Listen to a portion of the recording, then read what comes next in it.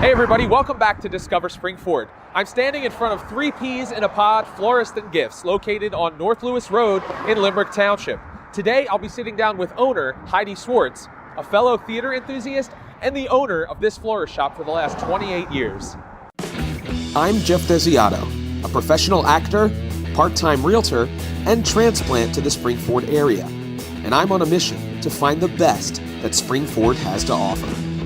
I'll be interviewing local business owners, civil servants, and other prominent members of the community to find out what makes SPRINGFORD a great place to live, work, eat, and explore. I invite you to join me on my journey as I discover SPRINGFORD. Heidi, thanks for letting me come into the store today. Absolutely. So why don't you take us back and tell us a little bit about your personal story, and then we'll transition more to the business side of things. Sure. Well, I grew up in Massachusetts, just north of Boston. Was there till I was 18. When I was my senior year of high school, my mom had moved to England. So really? I said, find me a place to go to school. I'm coming to live with you. So I was there for 6 years. Wow. She worked for Commodore Computers and ended up coming to Westchester with her job. And I always wanted to have a flower shop. I started working in a flower shop when I was 15 after school. And did that in and around musicals and band and all the other fun stuff at school.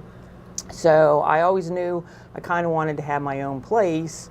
So when she came to Westchester, I said, make sure you have room for me. And I followed her to Pennsylvania and ended up meeting some friends in Norristown. So that's kind of how we ended up in this general area and started looking for flower shops. And this particular one is perfect because we live right next door. So I could have my family here with me because you can't afford daycare. But so they were here and part of the school district, and I wanted to be part of the community as well and not just a strip mall flower shop. So that's how we ended up here in Royersford. And when we bought the place, it needed work. So we bought the store November of '91, the day after Thanksgiving. We started renovating. I had my son in '93. I had another son in '95, and now I have a daughter that I had in '04. So that's a big gap in between. Well, she was a little surprised. But she and I'll let you say that. I wouldn't say that. we do a lot of theater stuff together now with the high school, and now she's in high school. I get to do it with her. So they've all grown up here.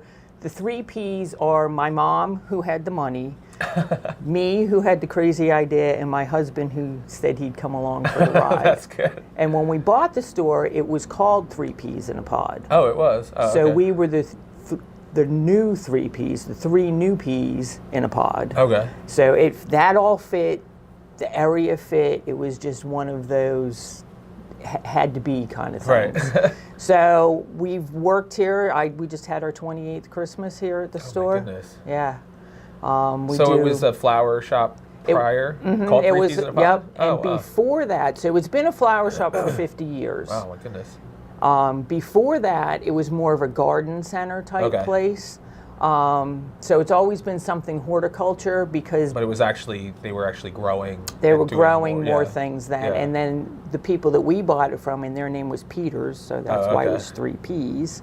And there was 3 of them. They started the flower business and less of the growing side.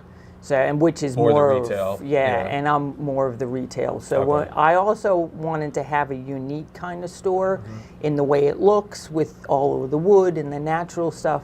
But we also, most of the things I sell are handcrafted, whether I have things that are on consignment, like the ceramics that are behind us, or on consignment from someone who used to work for me.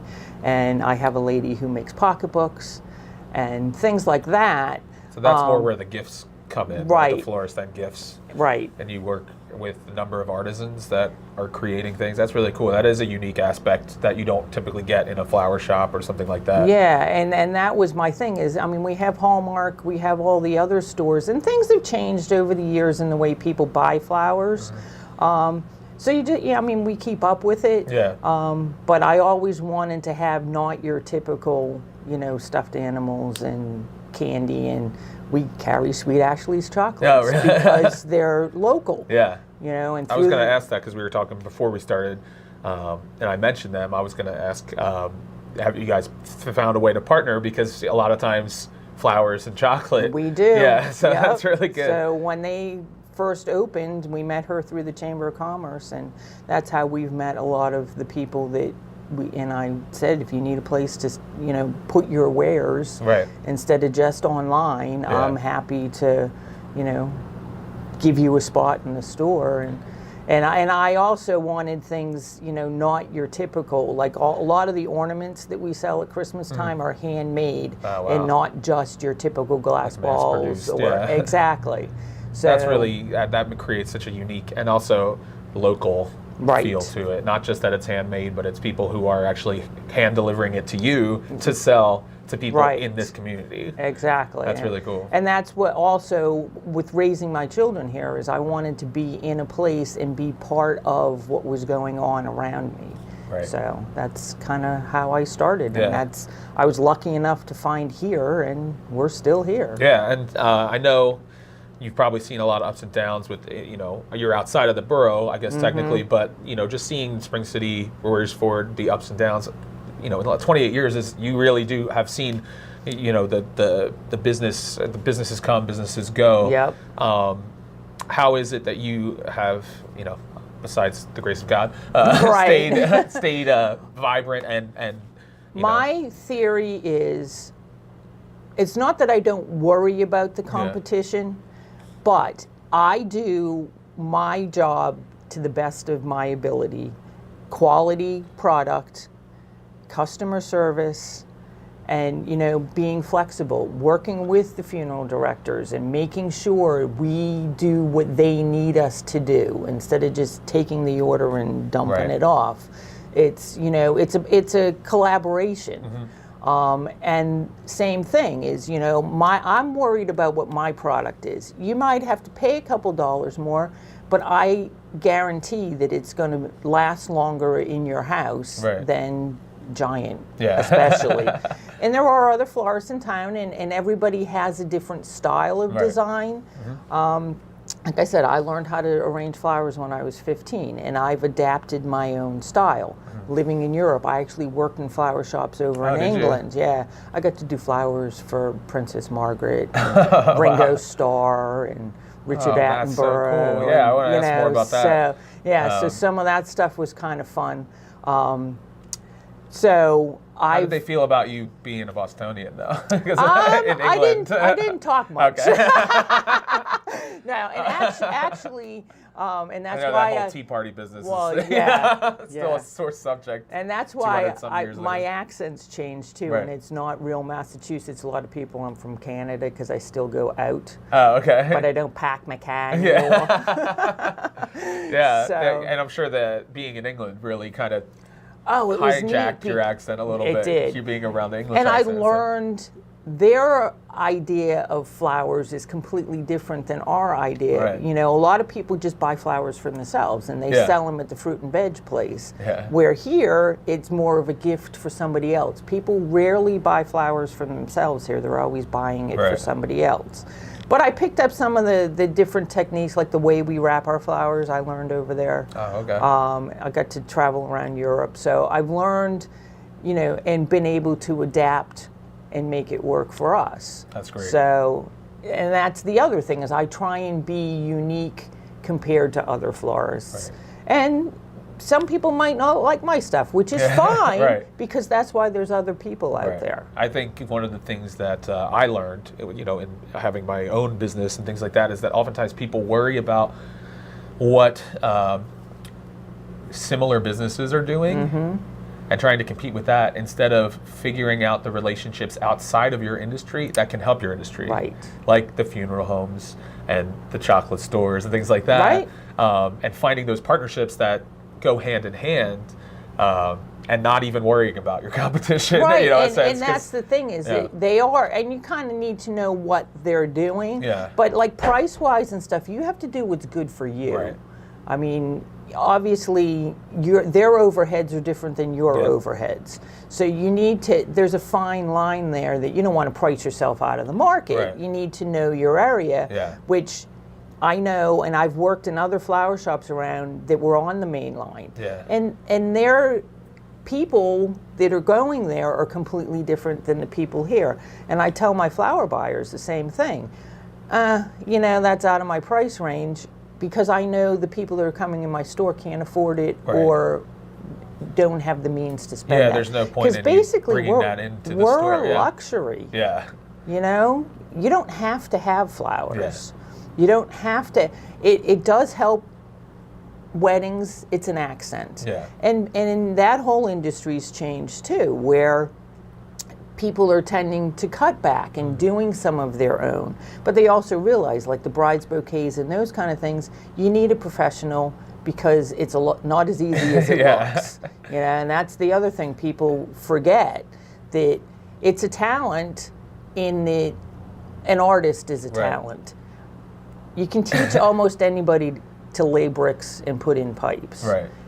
If they can't see it, then it's hard to teach somebody how to arrange flowers. Yeah, I would imagine you know, there's a little frustration where you have all, you know, the DIY boom, and then you see like Pinterest fails, where like there's all people putting like, oh, you can do this in 12 steps, but those people are actually artists that have done it, and they try to simplify it for the average person.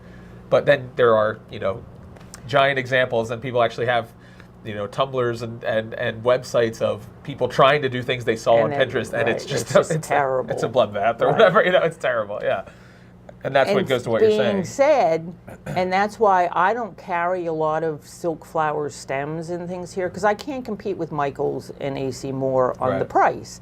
I can't tell you how many people have brought me a bag full of stuff and said, I tried to do this, can you arrange it for me? Wow. And I'm happy to do it, because if they want to watch me do it, I'm happy to show them the process that it would take. Right. Because 9 times out of 10, when they do want to buy flowers for somebody else, or unfortunately they need flowers for a funeral, they're going to call me because I helped them out when something didn't work the way they wanted it to. And I say the same thing when I have brides come in and say, oh, well, you know, we're going to do our own centerpieces and whatever. I say, be my guest, but when it comes down to crunch time, and A, you're too tired to do it, and B, you're overwhelmed, let me know. And I'm more than happy to help you in, you know, when it comes down to Heidi's here to save marriages before they even begin.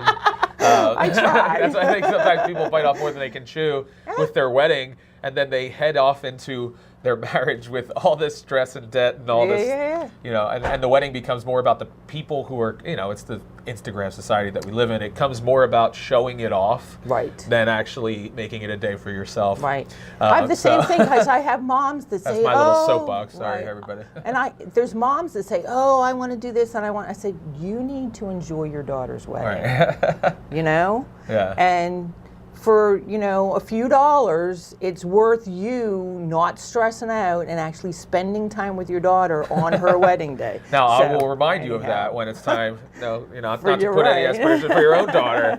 Considering you know what to do, you're going to try to do everything. I did do my own wedding flowers, I got married in 90, and we bought the store in 91.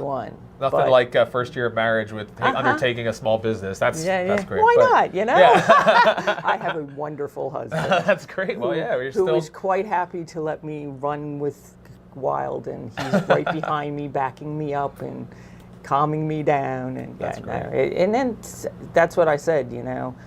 He knew that this was something I wanted to do, and he was like, go for it. He's our delivery driver. Oh, really? Yeah. That's great. So my mom helps and does the books. And when the first year we had the store, I was the only one that worked here full time, because we needed people to make money to help keep it going. But after my second son was born, then my husband stopped installing fences and came in. He would work on weekends and holidays. And of course, in the wintertime, he wasn't as busy.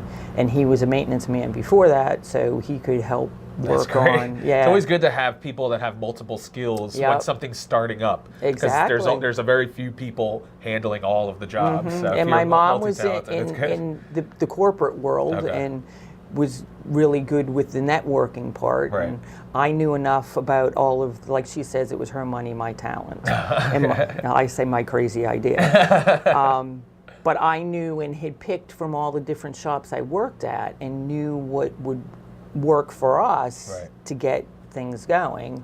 And then she was there to help, spread the word and take care of, paying the bills and that kind of stuff. And here you are celebrating 28 Christmases in the same location, which is it's a good location because you have a lot of traffic coming by. I'm still married to my husband and my mom doesn't hate me. Takes a licking and keeps on ticking, right? Yeah, so we still love each other. That's right. It's always important that, when you get family involved in business, that you love that the family is first, and loving the family is first before the business, then it'll succeed. It's when things get out of order. Exactly. And I'm sure the fact that your husband could drive away when things got tense in your business.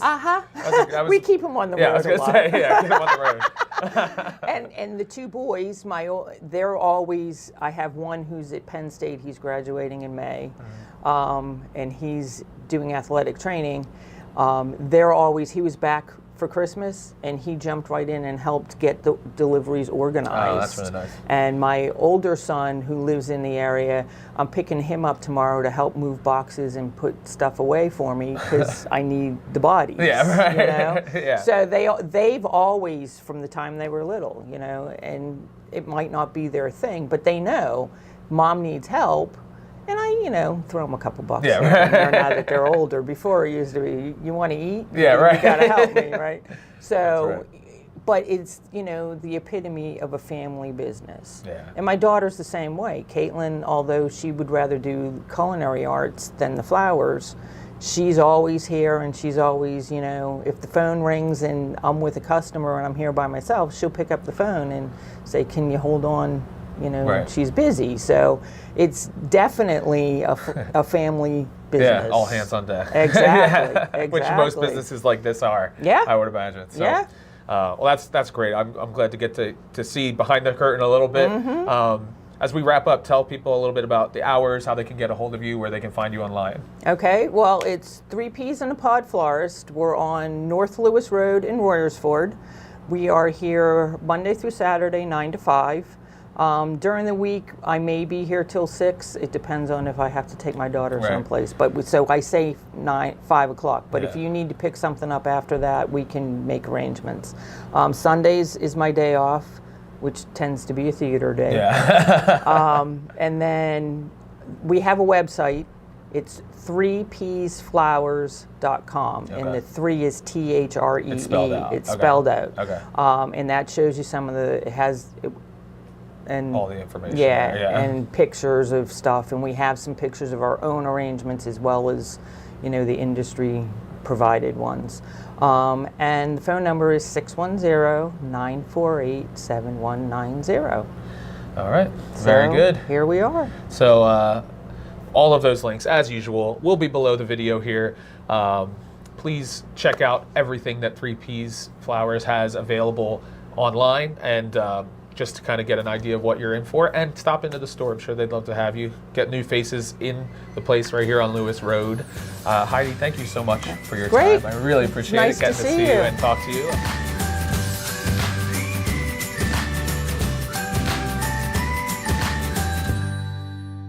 Well, that's all the time we have for today's episode of Discover Springford. I want to thank you for watching and thank Heidi for her time today. If you'd like to find out more about 3 Ps in a Pod, you can use the links below the video. And if you get in touch with them, make sure you let them know that you heard about them through Discover Springford. If you'd like to support our show going forward, you can do that in a number of ways. You can get caught up on past episodes by visiting discoverspringford.com. You can also subscribe to our YouTube channel by visiting the link tv.discoverspringford.com, or you can subscribe to our podcast. That's the best way to stay up to date with episodes and take them with you on the go. Thanks again for watching. I encourage you to come back next week. But until then, get out there on your own journey to discover what makes the Springford area a great place to live, work, eat, and explore.